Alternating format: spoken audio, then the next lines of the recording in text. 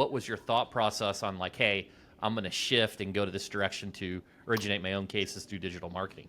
Sure. So I think for me, there was a lot that went into it. I think the one thing that I kind of realized was when I looked around at like who were the top lawyers in Georgia that I really admired and respected, and they rely on attorney referrals a lot, but they weren't doing the setup I had.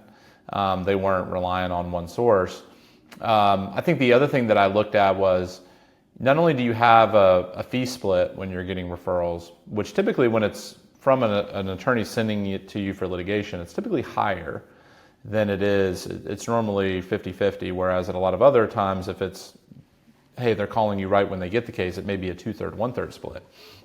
So the 2/3 in your favor when you're getting the case early on, whereas you're getting it for litigation, it's 50-50. And the problem with that model I realized was not only are you having the fee split as opposed to, hey, if I pay the marketing cost myself, I'm getting a direct hire, I don't have the fee split. But the other benefit you're getting with a direct hire is you're not getting a case for litigation. There is a chance it could settle with not as much work. So not only is the overall fee potentially higher, but your average hourly rate could be a lot higher as well. So that, when you're getting a case for litigation, there's a reason it didn't settle. Might be a liability dispute, causation dispute, damages, and you had to put a lot of time and effort into it. So when I looked around at, okay, what do I want to be in 3 years, 5 years, 10 years, I realized I didn't want to be doing that. I didn't want to be overly reliant on one source. And I thought the best way to just move forward is to burn all the ships, as they say. And I didn't burn any bridges. I still have a good relationship with them, but I just had to turn it off and just say, look, I just need to become more self-reliant. I think the other thing too is when you have one referral source, you do tend to neglect a lot of your marketing efforts, whether it is SEO, whether it's diversifying your client or your attorney referral pool. And it's like anything, even on the defense side. If you have one insurance company or one corporate client sending you all your business, you can get kind of fat and happy and just rely on them. So that was, I know that's a long way of explaining it, but that was really the goal. Was I want to cut the cord. I want to just start essentially fresh with my marketing strategy and really try to diversify it. And I've had my best year since. So it's worked out well. Amazing.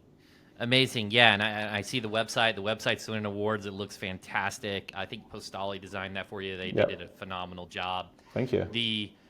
I want to ask you, before I shift over into more marketing-centric questions, it's just the model itself, right? So from an outside, and there's all different types of professional service like structures for law firms. So you got the quote-unquote settlement law firm that's like super high volume. You've got the referral firm where they don't have a delivery arm, right? They're just originating cases and passing to litigators for that 50%. And then you've got the litigating that just only relies on peer referrals and the referral type scenario and their deep expertise, right? That's where you see the niching and individuals really focusing to get maximum value. When you think about those different models, I've always wondered, and I'm just asking because I don't know, is the referral model, it seems like they can spend such a disproportionate amount to originate a case. They might be able to invest 60 to 70% of their top line because they only have marketing and sales. So how do you think about these different structures, and ultimately what made you decide to do the advertising, originate your own cases, and do the litigating? That's a great question, because when I talk to people about the business models, that's what I tell them. I say there's typically two business models in the plaintiff world. One is they're doing high volume, low value cases. The other one's doing low volume, high value cases, and we've tried to blend the two. And I would be lying if I said there weren't stressors and problems with that. I think every business model, it doesn't matter what it is going to have its own unique challenges and problems. I think for me, what I like about it is it tends to level out the roller coaster of income that a lot of firms have if they're on the litigation side. They're just depending on bigger cases that are referred to them. I think the one thing that I've seen too is a shift in the industry, and I don't know if this is specific to Atlanta or Georgia, or if this is happening across the country. I think more firms are keeping more of their cases, at least on the bigger advertiser side. I know Morgan & Morgan's been, and they have some really phenomenal lawyers there, and they try cases and have gotten some really good results. And I think a lot of firms are trying to copy that and trying to be that. So I don't know that you can really rely exclusively on that now. I think the way that you can is if you're in a niche practice.